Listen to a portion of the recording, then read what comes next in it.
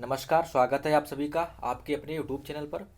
आज हम लोग BHU B.Ed लैंग्वेज की प्रिपरेशन के लिए फर्स्ट क्लास संस्कृत का कर रहे हैं और आज हम डिस्कशन करेंगे संस्कृत में पुराण की, क्योंकि पुराण से क्वेश्चन पिछली बार आया था और वैदिक संस्कृत के क्वेश्चंस ज़्यादा देखने को मिले थे।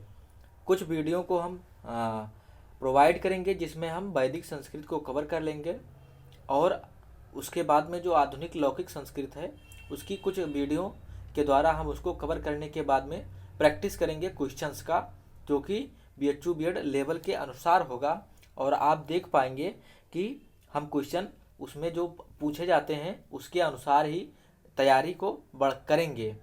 हम वीडियो को लंबा नहीं करते हैं, चलते हैं और डिस्कस करते हैं पुराणों के बारे में। आपको जो इन्फॉर्मेशन दी जाएगी वो बहुत सटीक होगी, कम टाइम में ज़्यादा से ज़्यादा इन्फॉर्मेशन देने की कोशिश की जाएगी। वीडियो पर पहली बार आए हैं तो चैनल को सब्सक्राइब कर लेंगे और हम डिस्कस करते हैं पुराण होता क्या है। पुराण की संख्या आपने सुनी होगी कि संस्कृत में जो पुराण दिए गए हैं उनकी संख्या कितनी है, 18 पुराण है।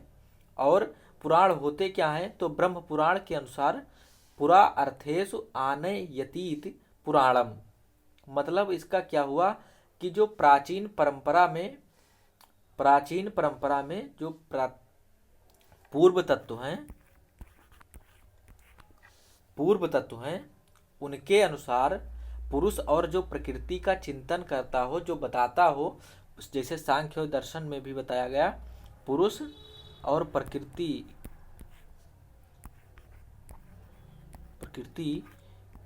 प्रकृति का चिंतन में जो संलग्न है उसको पुराण कहते हैं।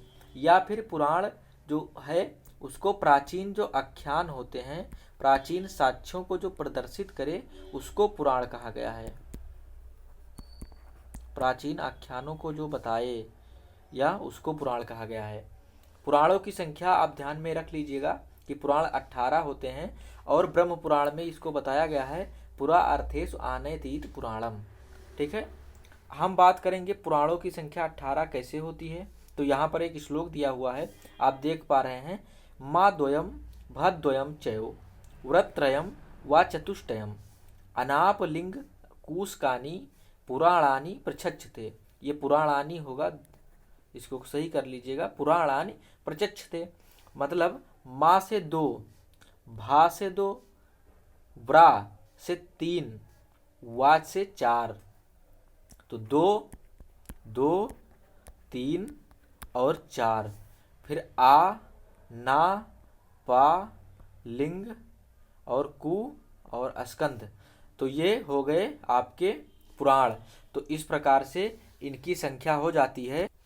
इनकी संख्या यहाँ से गिनेंगे 1, 2, 3, 4, 5, 6 और 7 प्लस 7, तो आप जोड़ेंगे तो कितने हो गए, 2 तो 4, 4 3 7, 7 और 4 11 और 7 18। देखिए 18 पुराण, इससे आप याद कर सकते हैं। हम इनको आगे देख रहे हैं कि किस प्रकार से इनको हम याद करेंगे। अगर देखा जाए तो माँ से 2 पुराण,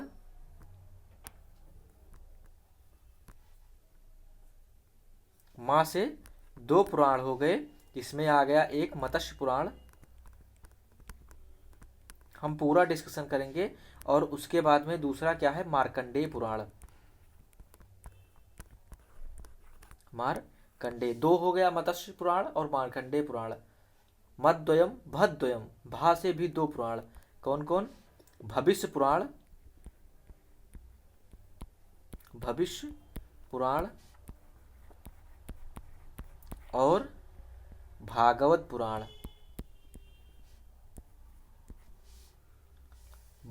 आगे देखेंगे हम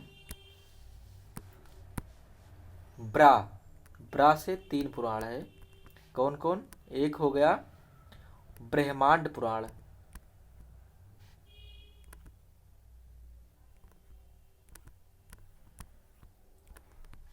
दूसरा हो गया ब्रह्म पुराण और तीसरा हो गया ब्रह्मवैवर्त पुराण, वह वर्त पुराण। आप लोग इसको जरूर देख लीजिएगा क्योंकि वीडियो बहुत इम्पोर्टेंट है। और फिर वा से 4 पुराण होते हैं, वामन, वराह, विष्णु पुराण, विष्णु पुराण और वायु पुराण। वा से वायु पुराण को शिव पुराण भी कहा जाता है। तो 4 ये हो गए। और आ से अग्नि पुराण, अग्नि। ना से नारद, अनापलिंग, ना से नारद पुराण। पा से पद्म पुराण, लिंग पुराण। और यहाँ देख लीजिए गरुड़ पुराण, इसमें देख लेते हैं। और बचा जो उसको गा से गरुड़ पुराण और कूर्म पुराण और स्कंद पुराण, सबसे लास्ट में स्कंद पुराण। ये आप देखेंगे, एक बार फिर से दिखा दे रहा हूँ। ये देखिए, माँ से 2, भा से 2, व्रा से 3, वा से 4, आ से अग्नि पुराण, नारद पुराण, और फिर नारद पुराण के बाद में पा से पद्म पुराण, लिंग पुराण, और फिर गा से गरुड़ पुराण, और कू से कूर्मु पुराण, और अस्क से स्कंद पुराण। इनको 7 पुराण हो गए। तो हमने इसको डिस्कस कर लिया है। अब हम डिस्कस करने वाले हैं पुराण के लक्षण क्या होते हैं। आपको अगर पूछेगा तो ये ऐसे ही श्लोक दे देगा और पूछेगा इसमें किसका लक्षण बताया गया है, वेद का लक्षण बताया गया है कि किसका। तो सर्गश्चा प्रतिसर्गश्चा वंशो मनवंतराणि च वंशानुचरितम चयो पुराणम पंच लक्षणम। ये पुराण के 5 लक्षण हैं। इनको हम आगे डिस्कस करेंगे कि इसका अर्थ क्या होता है। सर्ग मतलब क्या होता है, प्रतिसर्ग क्या होता है, वंश क्या होता है, मनवंतर क्या है और वंशानुचरित क्या है। इन सारी बातों को हम डिस्कस करने वाले हैं। आप देखेंगे सर्ग का अर्थ होता है सृष्टि की उत्पत्ति। सर्ग का अर्थ क्या होता है, सृष्टि की उत्पत्ति होती है। सर्ग का अर्थ सृष्टि की उत्पत्ति, ठीक है। जो सृष्टि की उत्पत्ति हुई है उसको बताया गया है कि सर्ग का अर्थ हुआ सृष्टि की उत्पत्ति से। और प्रतिसर्ग मतलब हुआ इसका जो प्रलय होता है। सृष्टि की उत्पत्ति हो गई, सृष्टि का प्रलय होना, या फिर कहा जाता है पुनः निर्माण के लिए जब आए तो उसको, तो प्रलय इसको जानिएगा, पुनः निर्माण। सर्ग सृष्टि उत्पत्ति और प्रतिसर्ग प्रलय या पुनः निर्माण। वंश परंपरा दी गई है ऋषियों मुनियों की। जो ऋषि मुनि थे, इसमें जो देवता थे और ऋषि थे, देव ऋषियों की वंश परंपरा, ये लक्षण में है। देव ऋषियों की वंश परंपरा या वंशावली दी गई है। और मनवंतर मनुओं का काल, जो मनु होते हैं उनका काल, मनु का काल का वर्णन होता है। और वंशानुचरित मतलब सूर्य और चंद्र जो राजा हुए थे, सूर्यवंशी राजा और चंद्रवंशी राजाओं का वर्णन होना, उनकी राजाओं के जीवन चरित्र पर जो बातें कही गई हैं वो पुराण के 5 लक्षण हैं। तो इसमें अर्थ पूछ ले कि सर्ग से क्या अर्थ होता है, तो सृष्टि उत्पत्ति, प्रतिसर्ग प्रलय, वंश से देव और ऋषियों की वंशावली, मनवंतर मनुओं का काल, और वंशानुचरित में सूर्य और चंद्रवंशी राजाओं के जीवन को दिया गया है। तो ये पुराण के 5 लक्षण में आ गए। हम पुराण से संबंधित वंशावली, जो इस बार BHU B.Ed में पूछा था, यहीं से क्वेश्चन आया था और इसके बारे में डिस्कस करेंगे हम कि क्या बताया गया है वंशावली में। इसमें राजा परीक्षित से लेकर के, जो महाभारत काल में जानते होंगे, वो राजा परीक्षित से लेकर के पद्मनंद तक जो इतिहास है उसको बताया गया है। और इसमें मुख्य क्या है कि मौर्य वंशावली के लिए कौन सा पुराण है आप जान रहिएगा। मौर्य वंशावली के लिए विष्णु पुराण है। विष्णु पुराण में मौर्य वंशावली का वर्णन होता है, विष्णु पुराण।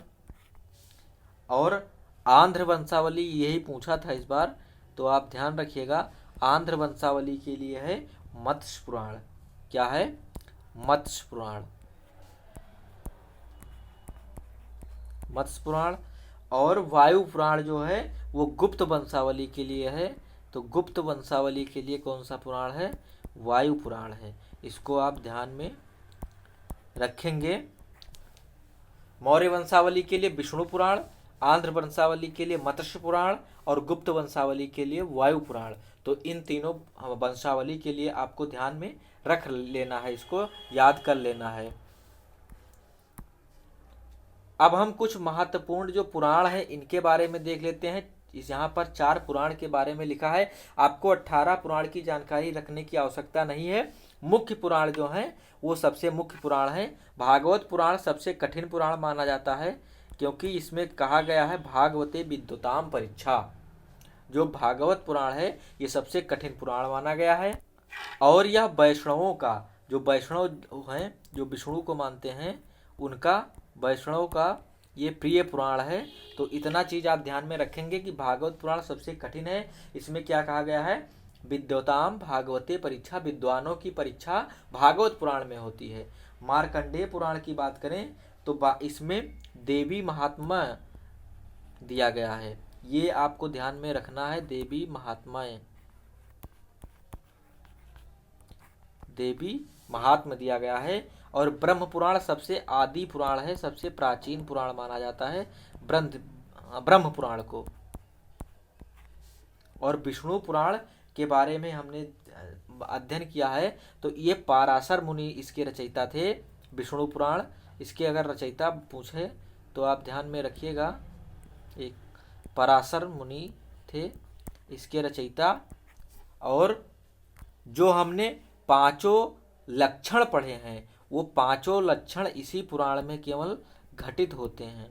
जो पुराणों के लक्षण थे वो 5 लक्षण इस पुराण में घटित हो जाते हैं। तो इसलिए विष्णु पुराण इसको क्या हो गया, इम्पॉर्टेंट हो गया। तो आप 4 पुराण के बारे में ध्यान रखेंगे। और हमने जो डिस्कशन किया है पुराणों के बारे में, इसको आप एक बार देख लेंगे तो आपको क्वेश्चंस गलत नहीं होने वाले। आपको पता होना चाहिए पुराणों की संख्या 18 है। पुरा अर्थेश जो पूर्व प्राचीन है उनकी व्याख्यान करना क्या है, पुराण कहलाता है। या पूर्व में जो पुरुष और प्रकृति हैं उनसे संलग्न जो बातें हैं, जो तथ्य हैं, उनकी व्याख्या जो करे वो पुराण है। इसकी 18 संख्या होती है। हमने डिस्कस कर लिया कौन कौन से हैं। माँ से 2 मत्स्य पुराण और मार्कंडेय पुराण, भा से भविष्य पुराण और भागवत पुराण, ब्रा से 3 ब्राह्मण पुराण, ब्रह्म पुराण, वैपुर पुराण, वा से वामन पुराण, वराह पुराण, विष्णु पुराण, वायु पुराण, अग्नि, नारद, पद्म, लिंग और गरुड़, कूर्म और स्कंद, ये हमारे 18 पुराण हो गए। और पुराणों के लक्षण हमने पढ़ा कि सर्ग क्या होता है, सृष्टि का सृजन सर्ग, प्रलय प्रतिसर्ग हो गया, वंश देव ऋषियों की वंशावली, मनवंतर मनुओं का काल, वंशानुचरित सूर्य और चंद्रवंशी राजाओं का जीवन, पुराण से संबंधित वंशावली विष्णु पुराण मौर्य वंश के लिए है, मत्स्य पुराण में आंध्र वंशावली राजा का वर्णन है और वायु पुराण में गुप्त वंशावली राजा का वर्णन है। इस प्रकार हमने आज डिस्कशन कर लिया। जो लोग अंत तक देखें उनका धन्यवाद। और आप लोग इस वीडियो को शेयर करेंगे, लाइक करेंगे और सब्सक्राइब करेंगे चैनल को। हम डिस्कस करते रहेंगे ऐसे ही। और टॉपिक हम वैदिक संस्कृत को बहुत जल्द समाप्त करने वाले हैं। आप लोग जल्दी से जल्दी चैनल को सब्सक्राइब करिए और जुड़ जाइए, ताकि हम जल्दी से जल्दी आपके कोर्स को समाप्त कर सकें। नमस्कार, मिलते हैं अगली वीडियो में।